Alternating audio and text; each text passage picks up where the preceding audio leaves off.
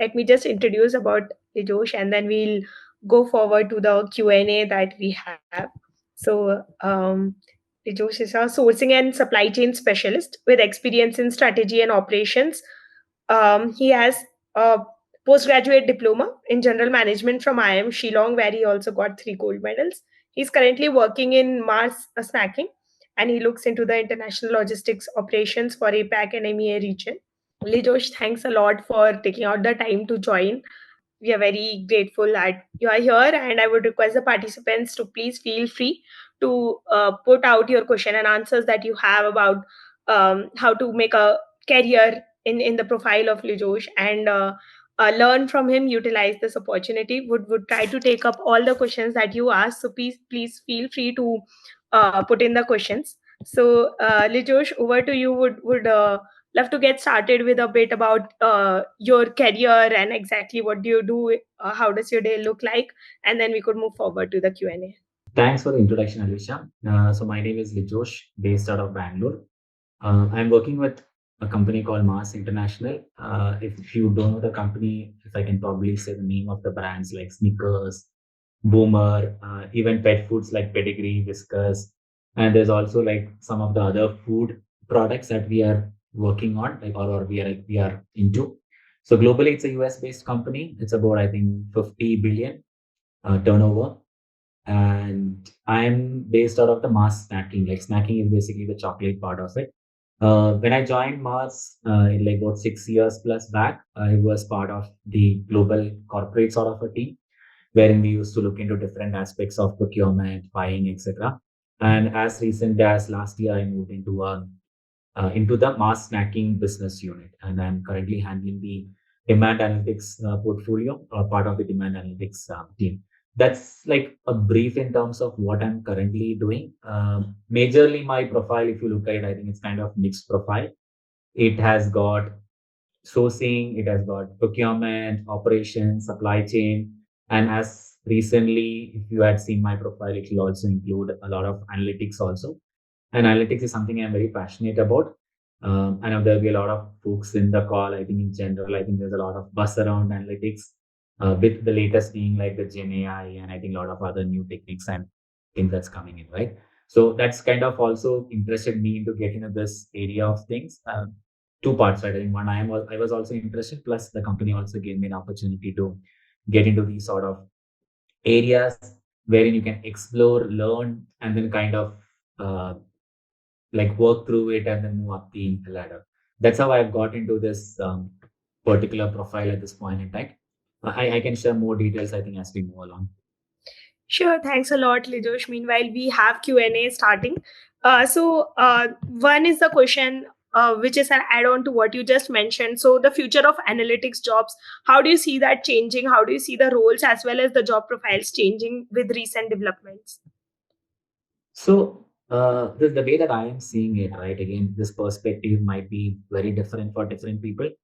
What we are seeing is that analytics is kind of getting into every aspect of the work, right? Be it like marketing, supply chain, PNO. I mean, you call it like any, when I say PNO, it's basically HR. In our company, we call it as like PNO, people and organization. So it's kind of coming into every aspect of our life. So decisions that we are taking in our business, the decisions that we are taking in like how do we approach our consumers, what's the kind of marketing strategies that we deploy, how do you even like quickly turn around and then deliver the products to your customers, right? Everywhere there's analytics. Now in analytics as well, I think, as you guys, I think the people in the call, as you guys like explore and understand, and I think as you start your MBA, you will learn that there are different aspects to analytics, right? One is the business analytics part of it, wherein you look at the data and then try to take decision which is going to drive your business. Like, okay, what's going to be the investment that I'm going to do? What is the marketing budget that I'll have to allocate? Where I'll have to allocate? What's the kind of channels that I'll have to deploy, and so on and so forth. Now, the other aspect of it is like it's more like how do you move forward, right, in the journey? Like it's more like how do you predict, and that's like kind of the new buzzword around like how do you predict what's going to be my sales in the future? What are the buying? What is my customer going to buy? Let's say down the line, what are the products that will be like attached? Like when I'm buying a particular product, what is the probability of like another product coming into it. So that's like the predictive part of it. The third part of it is like a Gen AI. So if you look at it, how do you generate content? And most of you guys, I think, should be used now chat gpt, etc. And many such things, right? So how do you use that sort of a technique into your day-to-day work? So what happens in that case is that you collaborate your external as well as internal data to give feedback back to your internal team. Like for example, if a salesperson is sitting in a sales office, maybe not exactly in the corporate office, when he's able to log into the system, type, okay, what should be my conversation with, let's say, key account manager when I go and talk to them. The system is able to give you information based on what's happening externally, what's happening like with your internal business. And then it'll give you, let's say, 5 or 6 or let's say 10 talking points as and when you go to talk like your key account manager. That's one example. So likewise, there are multiple use cases that's being developed in CPG, in multiple other areas. So I can be talk about CPG, but in general as well, right? How did you manage your academics at IIM Shillong? So, see, I've done my MBA about 10 plus years back. So I completed my MBA in 2014. So I've like completed 10 years.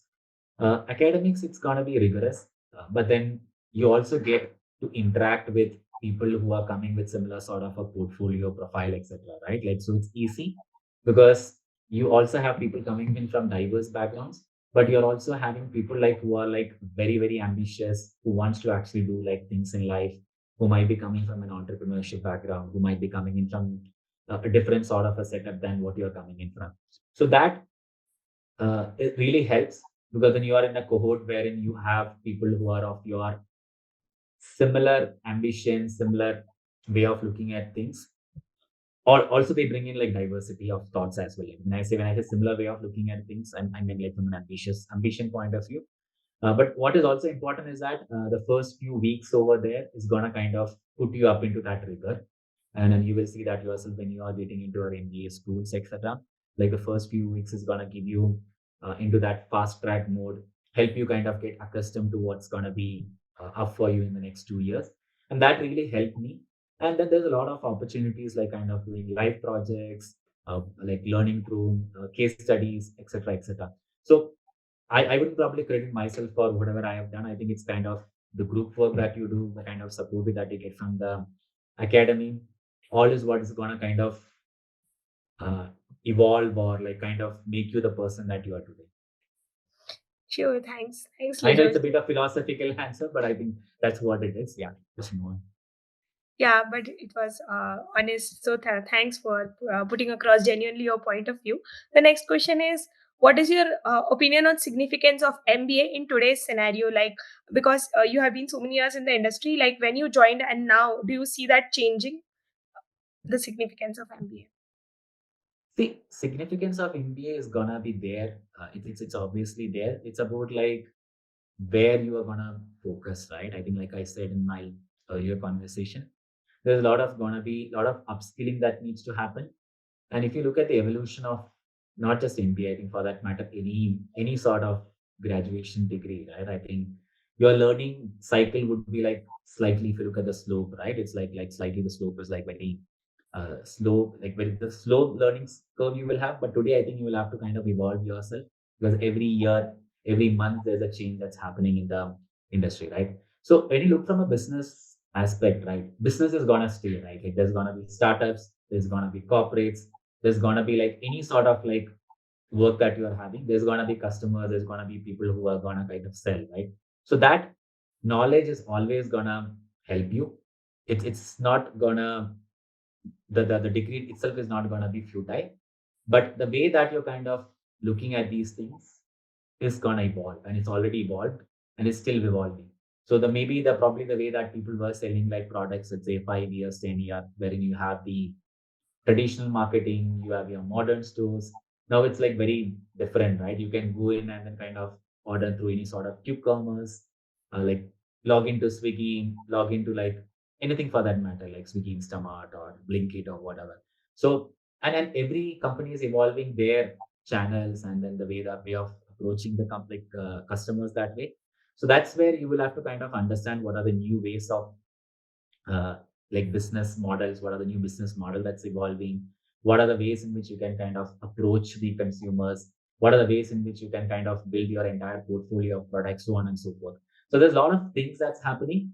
But all this, if you look at it, right, I think since we're talking about a sort of a feedback loop, all these things that's happening in the market will also kind of loop back into your studies and your academics. Like, for example, in our college, we have a kind of model that has been brought up this year, wherein alumni is going back and taking, let's say, 2 sessions out of 20 sessions for a particular course.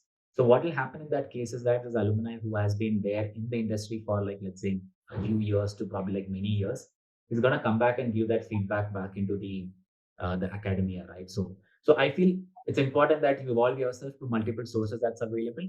Thanks a lot, Lijosh, for mentioning about upskilling from different sources. Let's go to the next question.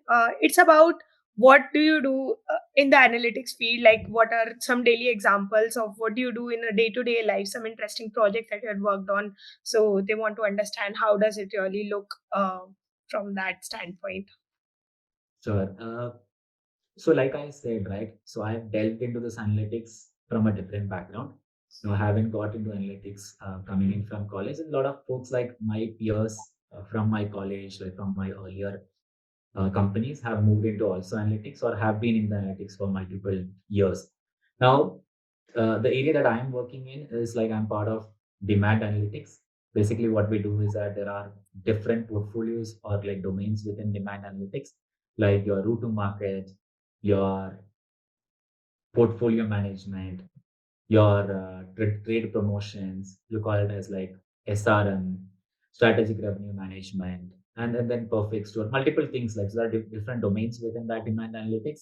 And the idea is that within each of these domain, how do you kind of bring in insights that can be like both your descriptive as well as predictive, like what's going to be your future looking like for example, some of the works that we are doing is like forecasting the sales for a particular market, particular region, let's say for the next 5 years. Now that's a very very simple sort of a model. We use something called as a time series model, and using the time series model, you kind of predict what's going to be your next 5 year sales in a particular market, in a particular region, and even particular channel as well, right? So that's one part of it.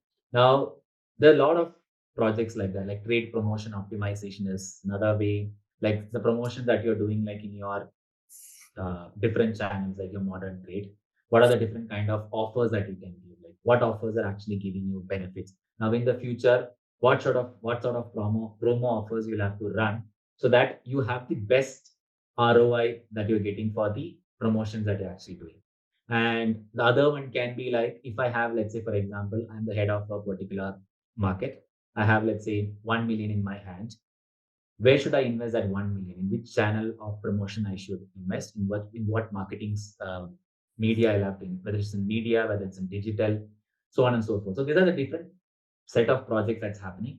Now coming to my work, what I do is that I handle the delivery of so projects. So uh, my role is a bit of mixed because I don't come from a technical background. What I'm trying to do is now I'm actually trying to like learn a bit of technical things so that in the future it's gonna help me.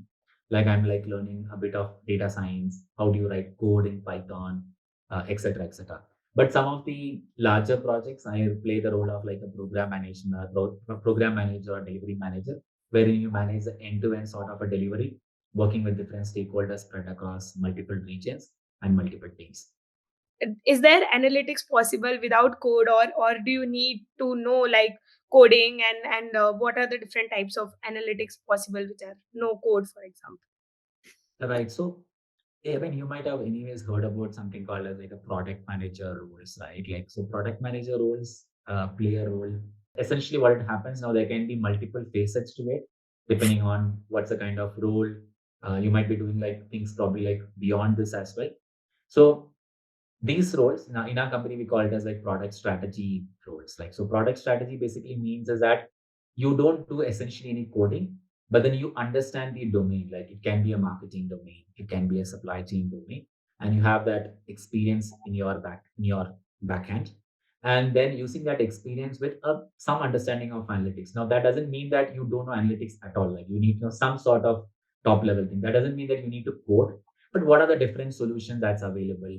What are the different ways in which you can kind of approach this particular problem, etc. Now, once you know that and that comes to experience, then what you do is that you play that like the key role in kind of driving that project, bringing their multiple teams together and delivering the result. So that's like one set of role. Now, if you essentially want to like kind of delve into, let's say, a technical side of thing as well, right? Like, so we have data scientists in our team. So data scientist lead is basically like you are not writing a code, but you know again like at the top level how the code works, etc. And then you kind of lead a set of data scientists, interact, work, communicate with a lot of teams, etc. So essentially it will be like 80 percentage you kind of manage the piece of work, but then 20 percentage also you should know some sort of coding and work that's happening. Now, in the modern world, right, I think you need not write a lot of these codes. There are multiple models, multiple solutions available which can essentially run and give you the results that you are looking for.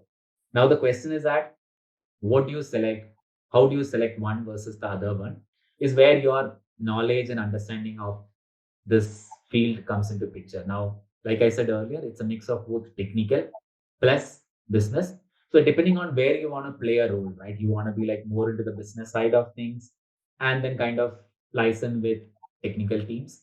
That can start from product manager running up to, let's say, the business teams, or on the other spectrum of things, you can also be more into the technical side of things, also having some understanding of business and then kind of playing that role as well. So yeah, it depends on where you want to play, and then there are rules available accordingly. Sure.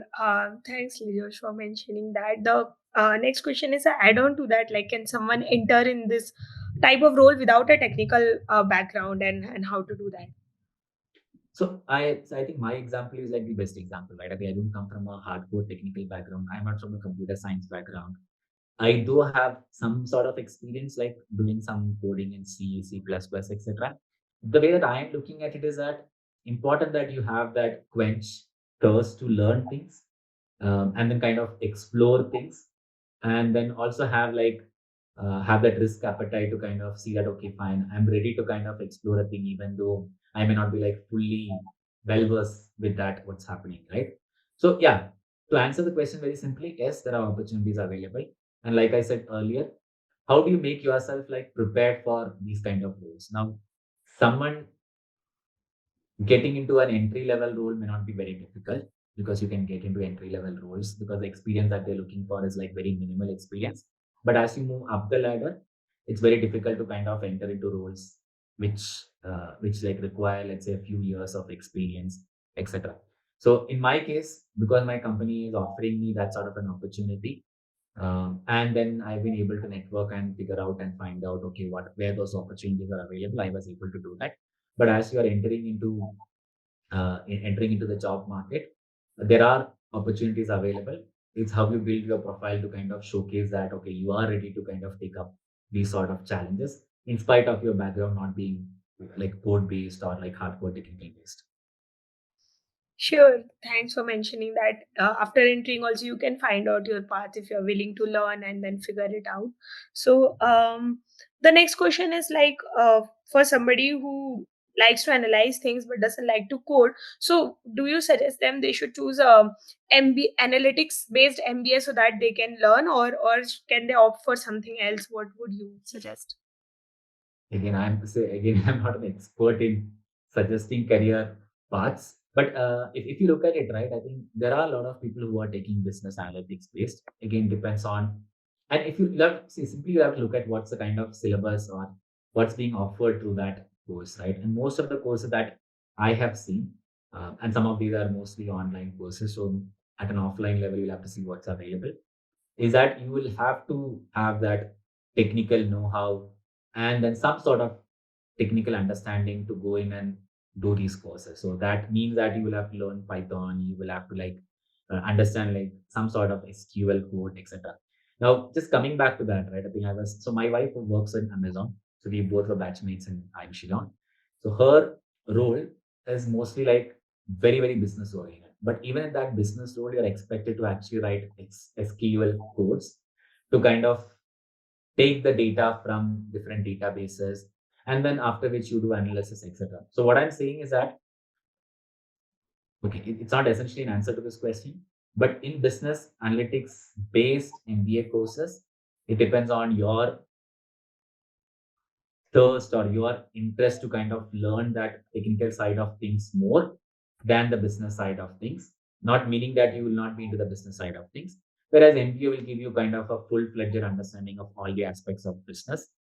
Even if you are getting into a full-fledged MBA, this sort of business analytics, understanding of code, writing some codes is gonna be the future of any role that's gonna come up in the near future as well as later.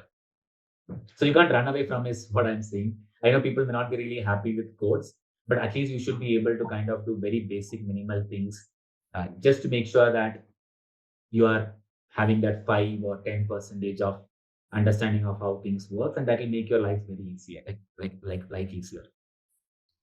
Sure. Thanks.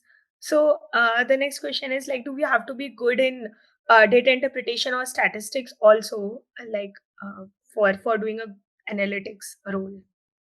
Obvious answer is it's a very obvious thing. I never thought that statistics is actually going to play a lot of these roles, especially in the data science aspect of things.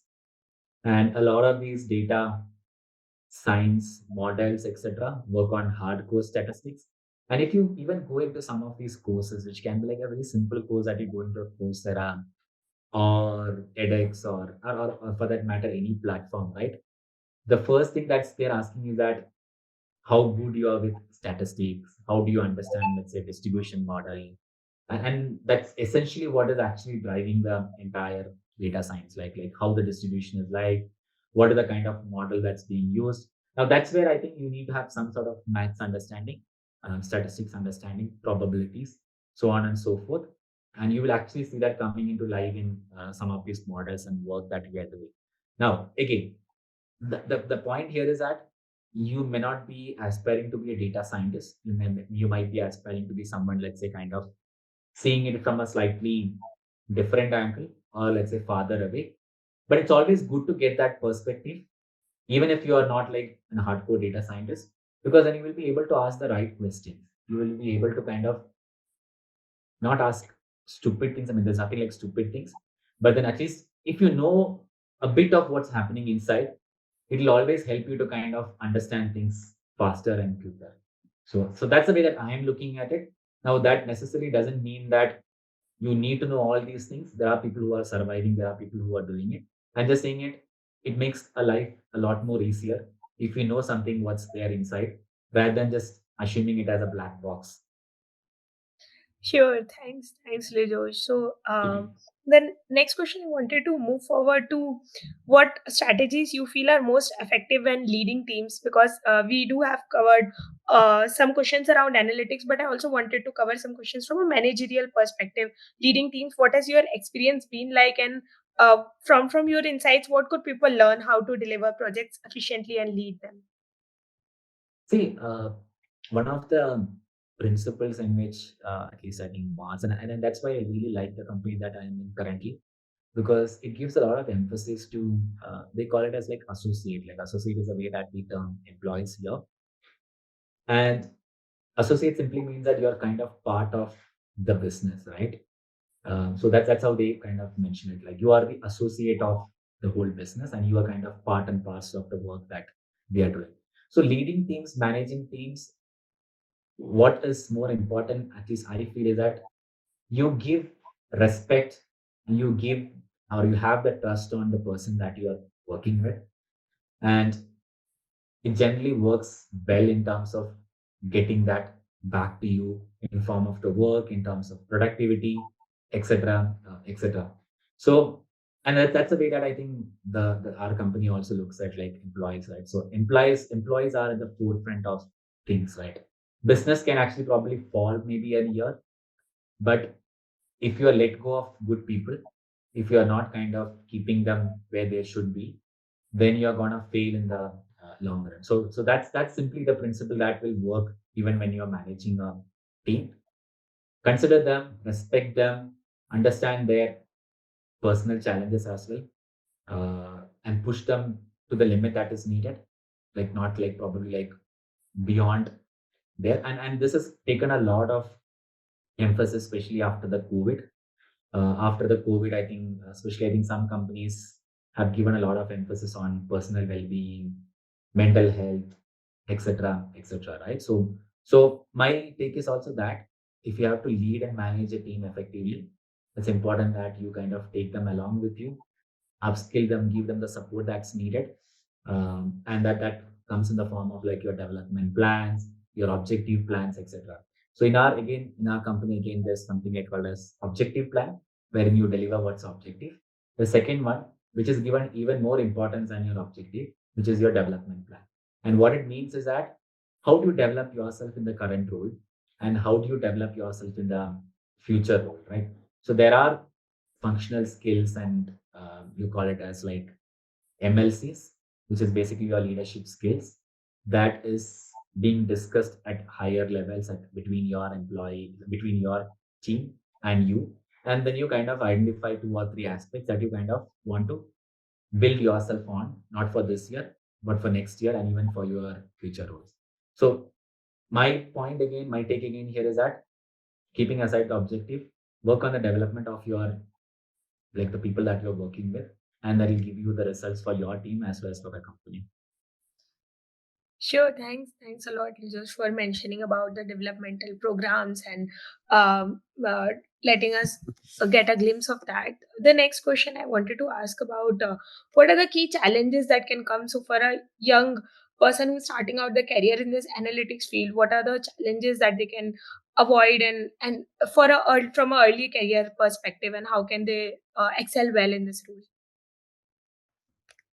So mm, again, right? Again, I'm not the right person to answer this question simply because I haven't entered it like right after my MBA or as an entry level role, right?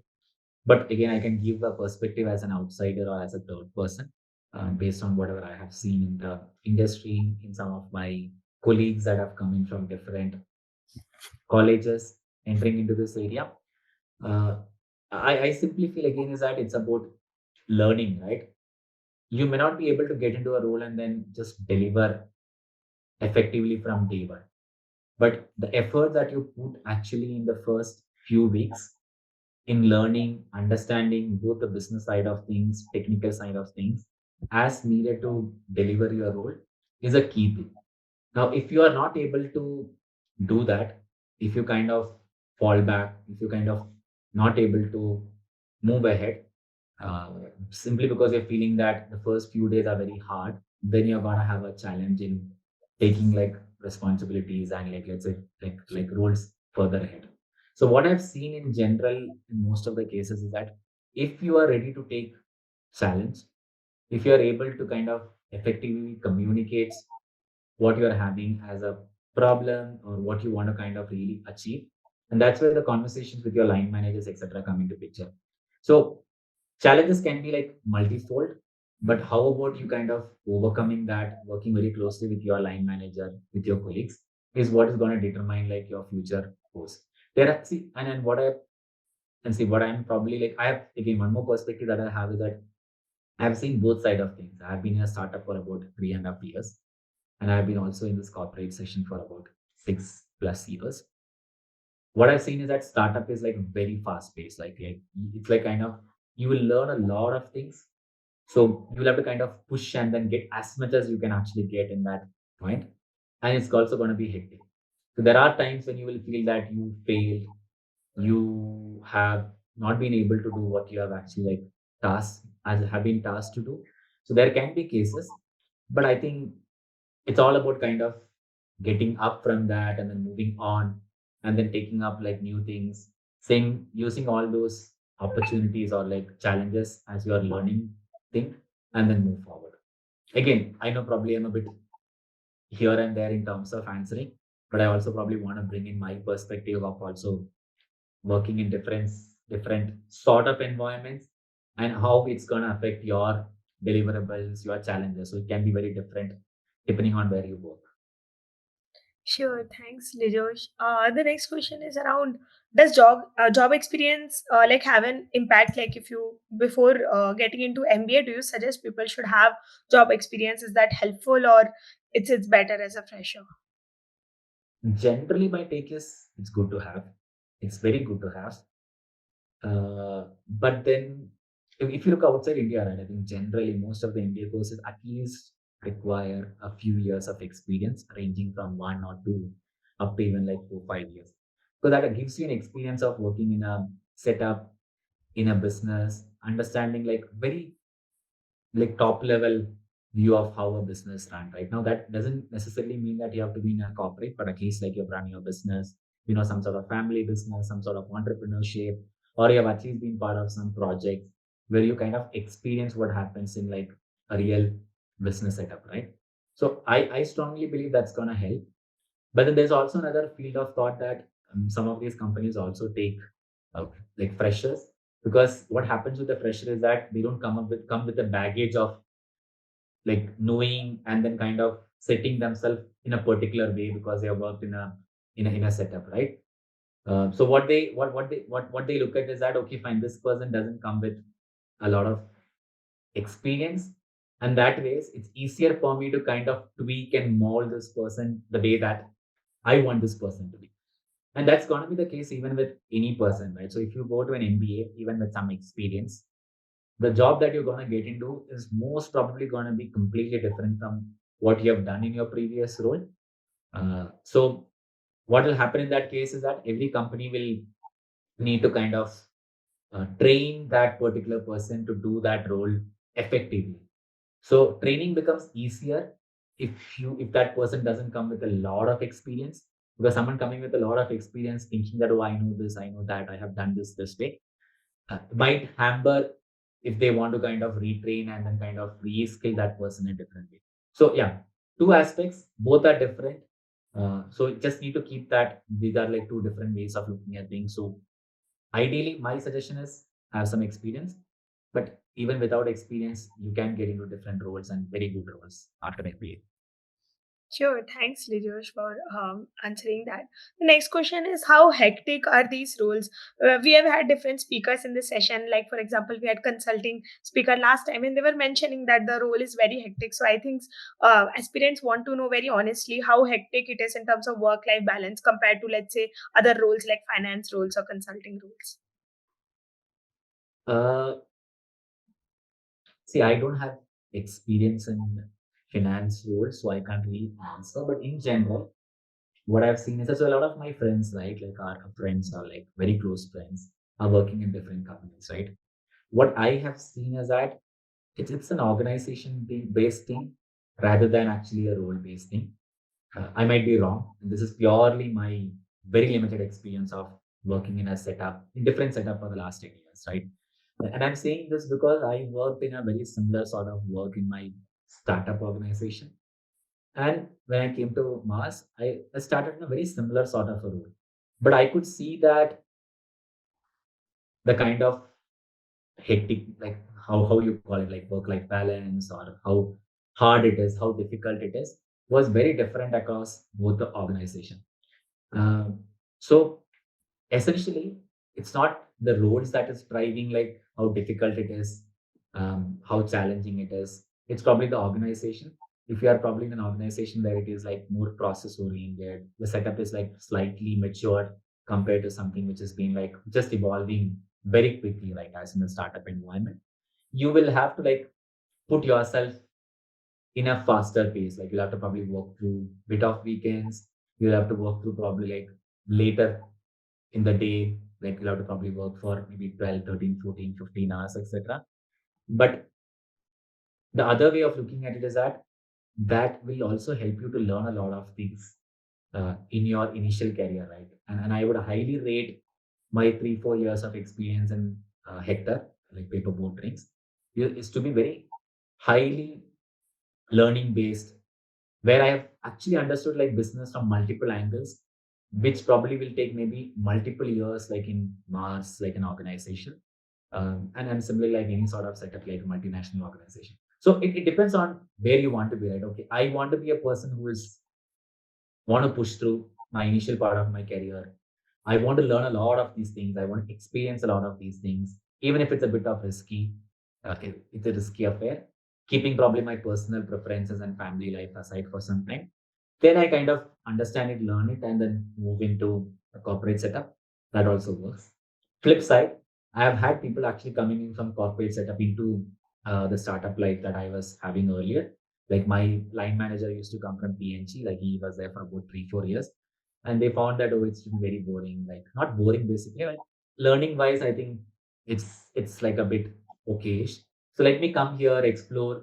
Growth can be good here. You never know. Probably the company might just go to IPO, and I might like earn big bucks as I move along. So it's all like where you want to be, what you want to do, how difficult and how risky, how challenging you want to take it. So always everything is available. Not that everything is like placed to you in a platter in front of you, but it depends on like what kind of conversations that you have, what kind of ambitions that you have, and where you really want to like go in your career.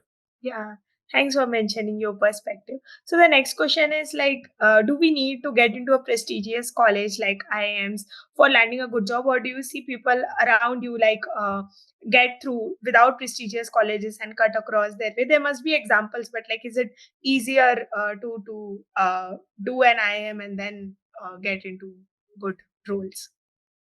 See, is it that only that good colleges people are able to get through? No, not necessarily. There are a lot of people who are actually making a good move in their career. But in your initial part of the career, right, the tag really helps. Like the tag really helps because in a sea of applicants, in a sea of people whom you want to interview, whom you want to select, it's very easy to kind of filter out, let's say 100 from, let's say, 10,000 or lakhs, right? Purely based on just putting, let's say, two or three filters. Oh, yeah, this person from IIM, this person, 10th, 12th, blah, blah, blah, blah, scores.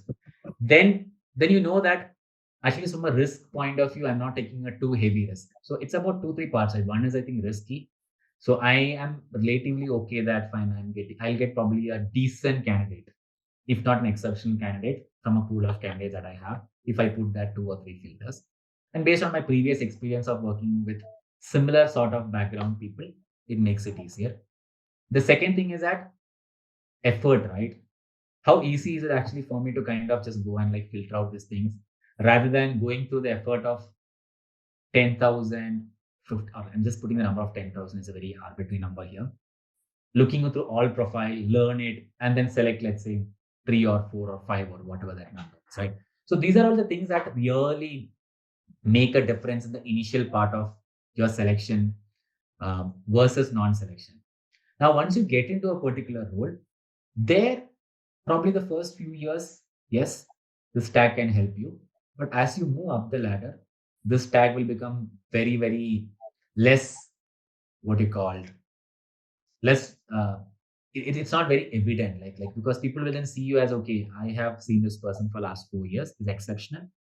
Your college tag, your where you're coming from, what's your background, what's your 10th score, 12th score, doesn't really matter. Like, okay, I've seen this person, he's exceptional, he's very good. Let's move him up the ladder. And he can move very, very quick up the ladder purely because he's like exceptional. He has been doing when I say he, please take it as he or she. He or she is exceptional and they're doing really good job in like taking forward. So that's my limited answer purely because our India as a market is like so big. The number of people are like very, very high, and the number of people who are taking MBAs and any other courses are like very high. So it becomes very difficult to kind of pick and choose that exceptional candidate who might be sitting somewhere else. Sure, thanks, Lijosh, for mentioning about that honestly. The next question is interesting. Like, how do you decide that data science is your interest or analytics is your interest? How do you know that that is something you want to pursue a career in? That's a very good question. I mean, if you ask me very frankly, sitting today, right, like, is that where I'm gonna build my career? I don't really have a full answer to it because I come with an answer like with an experience of operations, supply chain, procurement, in about 7 8 years, right? So I've got into this about last 1.5 2 years where I have been like looking into not just purely the analytics side of things, but also the business side of things like be it operations or demand or whatever, right? Now the question is that where do you want to build your career, right? Now there can be like multiple paths that you can take. You can build your career in a more technical sort of a role, like you become a data science lead, you become a data science director, leading a group of probably 100 data scientists and then you move up the ladder, become a CIO, etc., so on and so forth. Now, the other thing is that I might want to probably take up a role which is like more into the technical side, sorry, into the business side of things, where I want to kind of become an expert in a particular domain, be it like marketing, operations, so on and so forth. So for me, and this is like the way that I'm looking for future right now. What made me kind of decide this is data science is way, right? One is probably what I've seen is that I'm very good with numbers. It's easy for me to kind of look at some sort of large Excel sheets, and so that's how we were been working earlier, and then find out insights and deliverables. So when I used to work with our internal data science and data analytics team earlier, I was able to kind of quickly pick up things what, and it was very easy conversation for us. So that kind of conversation really helped me to understand that, okay, fine, let me be on the other side and then explore and see what's there rather than being on this side. And the second thing is that where the market and where the industry is going, right? So today this being kind of a buzz word, I thought let me probably like enter it and see rather than waiting for it like many years, because this is gonna get into any field of work that you're gonna do at later point in time. So I thought better do it now than never or later, and that's another interest area. And I also wanted to understand what's really happening in the, what's the engine of these things, right? What's happening inside it, how are models working, how are things working, etc. Now, if I feel it is like good to go, it's like fine. And the long run, I want to take it up, I'll stay on. But if I feel that okay, I've understood enough of it, then I might just move back to business and then again get into roles which are like probably in the mid of it. Like you have both business and analytics, where you will have to do a transformation of a particular channel, transformation of a particular domain, or a particular team, etc. So that there are multiple options available. For now, these are the two factors that help me to kind of decide this. Sure, thanks, Lijosh, for mentioning about what really made sure that you were interested in this field, and it was really nice to see that. And just one more point, Alicia. So if you, I don't know if you've seen my profile, you would obviously seen it. My first role after getting out of MBA was I was senior business development analyst in Cognizant. So that's like a very different role that I did after 9 months of MBA. After 9 months from MBA, I was in Cognizant for about 9 months. Then I moved into Paperboard Hector Beverages, which is hardcore supply chain procurement. And that is something very lucky for me because you don't generally get into these sort of roles initially. And this is also answering my earlier question that if you want to kind of change your careers, if you want to kind of get into very new entry level roles, it's better to do like in your initial part of career. Towards the later part of a career, it becomes slightly difficult unless you're doing it within an organization. Makes sense. So it's better to explore early and try to figure out and then see what you Better. like. Thanks. So the next question is from someone who is asking, like, in an unorganized business, let's say in textile industry, from a point of view of analytics, how do you like transform that business and lead that business and make it organized? How can analytics help? See, analytics is one part of it, right? I don't think from a in a company the way of working, analytics is gonna change it from an unorganized to an organized, or from a good company to bad company, right? So analytics is a lever which you can use like any other levers, but there's like multiple other aspects to it, like the way that you want to run your business, the way that you want to run your like treat your people, the way that you want to set up the processes, accountability, systems that you're going to bring in, etc. Like how are you going to kind of account for all the transaction that's going to happen? How are you going to market your products? So for me, analytics is not going to change it from 0 to 100. It's probably a lever that you can use, might change, move the needle slightly up and down. And with that lever, you can use it to kind of transform multiple areas within your business. But if you expect analytics to kind of completely turn around the whole business, I don't think it's actually gonna happen. Rather, it can kind of help you if you have some sort of work that you've done in transforming the business in multiple areas. So that's my way of looking at and answering this question. But to more details, I think probably we'll have to go to a consultant and then maybe they might be able to answer how you kind of turn around that business. Sure. Thanks, Lijosh. So we have close to 5 minutes left in the session. So I would like to request the participants, if there are any last questions, please do not keep them to yourself. Please do feel free to open it out and do ask the questions. Now is the right time. So meanwhile, let me ask to Lijosh. So if there's something you would have done differently in your MBA, which you feel that could be helpful to aspirants, like something that you feel you wanted to do it differently that may help someone here to not do that. So if you could mention about that. See, I don't want to be like someone saying that, okay, I've had like hundreds of options like after my CAT score, right? So this is one thing. It's a very tricky thing. This is very purely personal experience, right? See, I can kind of showcase saying that, oh yeah, this is what happened, etc. See, after I did my CAT, and this is for everyone out there, right? So I did my first CAT attempt in my final year of engineering, got about 90 percentile, if I remember. I think it's about close to 90. And I would say I had not put a full heart effort at that point in time. It was like, okay, fine, like decent effort I had put.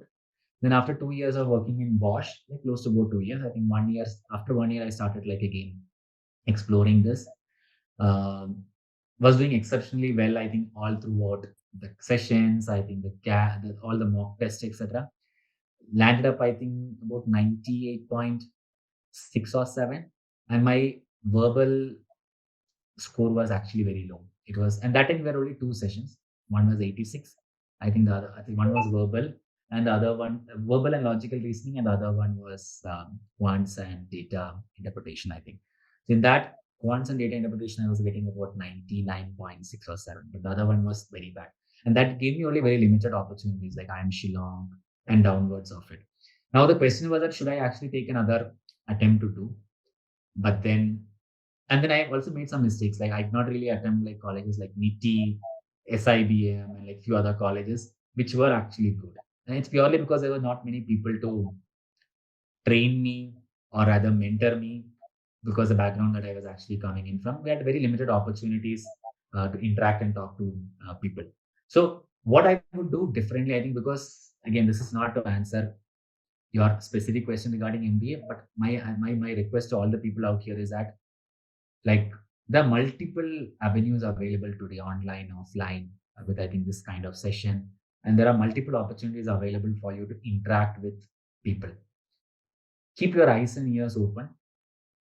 One is that you put in your maximum effort to get into where you want to be.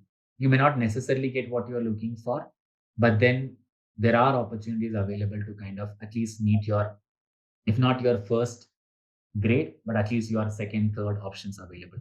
So explore, talk to people, interact. Uh, Having said that, that's the second part of it. The most important part is that put in your utmost effort. Now, I did put in a lot of effort. I think kind of during even my work time, like having like few hours morning, evening, etc. If you ask me, can I do something differently? Could I have put more effort? Maybe I could have probably like put a bit more of effort in reading, verbal, and all the other aspects where I lost a bit of marks. So wherever you are having challenges, wherever you feel that's your not your strong area, put more efforts there, and that might actually change your career, your life, from probably like getting into, let's say, A versus B or B versus C, etc. Not that it will have a huge impact in your career. I'm not going to say it's a make or break, but put in that effort, and then rest, don't worry so much. I think rest, your whatever the effort that you're putting, interacting, networking, getting whatever the information that you want, is going to always help you to kind of choose a decision once you have taken that plunge the first time. Sure. Thanks, Lijosh, for mentioning about putting in that extra effort. That could make the difference. So the next question is around, like, as a fresher, what would you recommend to do? Like, there are some courses or internships that are necessary in specific that can help in general for MBA. Yeah, so you always are. I think these days, I think there are a lot of opportunities available for live projects. I think especially, I think if you are free to do work, I think there are like people ready to take you. I mean, I'm not saying that do free work, etc., but just think it from an angle of getting experience, right? Like wherever maximum possible, try to have that 3 weeks, 4 weeks, 1 month, 2 month projects, live experience, internship experience. That's gonna always help you, and you can always claim that in a certificate format which you can add back into your resume. So try to build your resume as strong as possible and get these experiences which will help you to build up your case as you're having your interviews and conversations with multiple these schools. Sure, thanks. So the next question, I think this would be the last question, is like how to manage while working. If somebody is working, how to manage the preparation and how many hours to take. So maybe they're trying to ask how to be more efficient to be able to prepare well. That's again, I've given a glimpse of what I actually did. Now, it depends on how meticulous you are in terms of your planning, right? Like now, there's gonna be work always there, 8 hours or 10 hours or 12 hours, etc. But you'll have to probably take a bit of step back from your work. It's gonna affect your work a bit. Not that I'm saying that everyone has to do it. There are exceptional people who can do very well in both the things. But there are also people who kind of completely take away or get away from work and then only prepare for exam. I feel somewhere in between is actually good because getting into that schedule of having a work which is not very hectic and then keeping aside few hours in the morning, in the evening, is it's actually good because otherwise you will be too much into your preparation, which might be stressful, is what I personally feel. Now you can choose whatever the option that is better for you. Now, in terms of preparations, I think these days I think there's everything available, right? I think online, offline, mock test, CAD, like whatever the test that's available. Try to get a bit more of effort and time into areas where you feel is lacking. Go in a structured way. If you have like 6 months time, see what you want to do in like week wise, day wise manner, and that has worked well for me. Okay, 6 months, first 2 months I'll do this one, next 2 months I'll do this one, last 2 months I'll only be practicing tests, I'll do every 2 days one test, etc. First couple of months I'll only focus on this, and I'll make sure that I've completed all the basic part of it. So again, this is one way of looking at things. That's how I did it. And this might at least help you to ensure that you kind of cover everything, and also to kind of put a lot more of effort and focus on areas where you are lacking down the line if you feel that you are still not improving in that. Sure, thanks a lot, How Lijosh. much? Yeah, I need how many hours of effort? I think probably 3-4 hours in the morning and maybe 2-3 hours in the evening. Yeah, that's about it. Yeah, thank you. Thank you so much for the very wonderful, insightful, informative session, Lijosh. And your answers were really very helpful, very crisp, and a lot of learning to be done from your answers. Thanks a lot for speaking with us and inspiring so many aspirants and genuinely mentioning about how analytics career looks like and how we can do well, and mentioning about giving information about how it's different in a startup versus corporate. So many learnings, I think, a lot of insights to take from this session. Thanks for taking out your time, and thank you so much to all the participants. And I would like to apologize if I've not been able to cover all the questions, but we do have B School Insider and we do have many other speakers joining us for Future You every weekend. So please feel free to attend the next sessions. So thank you so much, everyone. Have a great weekend. Take care. Bye. Thank you, Alicia, and thank you, team. It was great interacting with you all. Take care. Bye bye.